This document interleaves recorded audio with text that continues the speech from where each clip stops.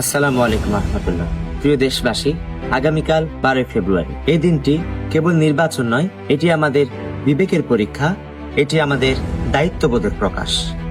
আমরা ঠিক করব কোন পথে, কোন আদর্শে এগোবে আমাদের আগামীকাল, আমাদের বাংলাদেশ।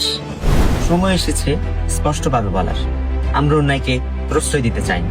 আমরা দুর্নীতি, চাঁদাবাজি ও অনিয়মের সংস্কৃতি থেকে মুক্ত ভবিষ্যৎ চাই।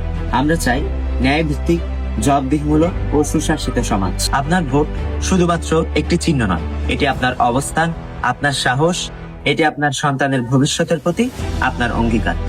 তাই আগামীকাল দায়িত্বশীল নাগরিক হিসেবে ভোট কেন্দ্রে যাবেন এবং আপনার পছন্দ এবং যোগ্য প্রার্থীকে নির্বাচিত করবেন।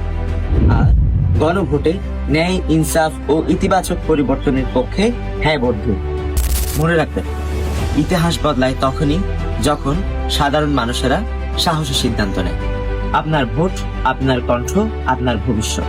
12 তারিখ সোনার বাংলাদেশ করতে ন্যায় ও ইনসাফের পক্ষ নিন। সচেতন থাকুন, দৃঢ় থাকুন এবং সতর্ক থাকুন। ধন্যবাদ সবাইকে।